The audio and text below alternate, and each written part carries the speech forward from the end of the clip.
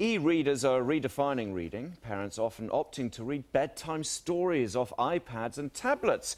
Well, Martin Taylor advises publishers on digital publishing and joins me now. Martin, thanks very much for coming in. You've brought your entire library with you. I have.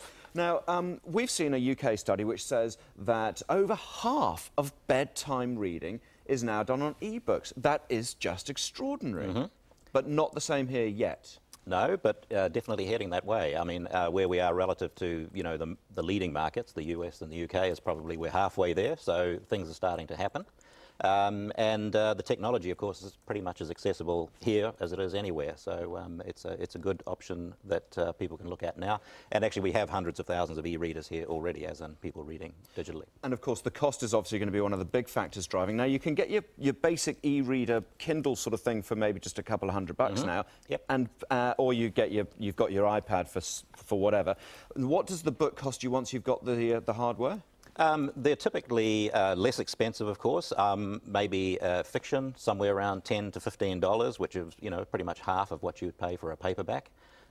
Children's books, interestingly, which is a huge growth category, it's grown threefold in the last year, are in the, you know, $2, $3, $4, $5, $6 area, you know. So let's talk about the children's books, because I've sort of started getting my head around, you know, your adults sitting in the corner flicking the imaginary page or whatever. But to me, reading with the kids is all about the book, the colours, the pictures. I mean, have you got an example of where we can actually see this represented through the e-book? Just, I mean, what you've got to do is convince me that this is going to work better than snuggling up with the big book. Right. Okay. Well, I'll show you an example. This is a well-known New Zealand book called Hairy Maclary. So you get sound effects with it. Which you can hear as well. Well, look, I'll hold this up here so we can have a wee look at it. And the idea is that when you want to turn the page, you can just flick across, and flick across again.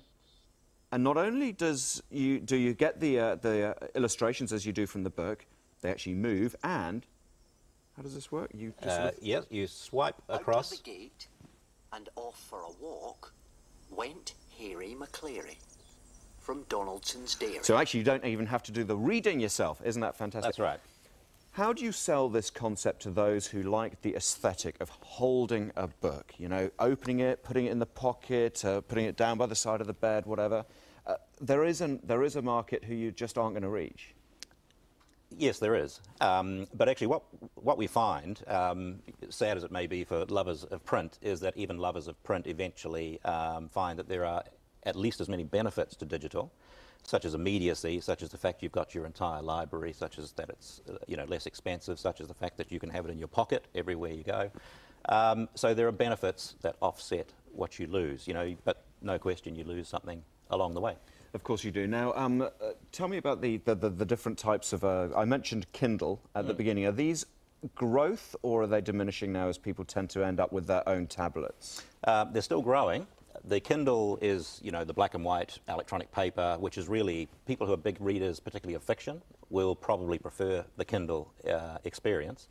The iPad is bigger, heavier, but of course it's got colour, it's got sound, and it does other things. And actually, really, you find the hardcore readers actually probably have both. Martin, can you see a day when we just don't have bookshops, we don't have libraries? Do you think it will ever go that far? I think in the, you know, probably over a couple of generations it will.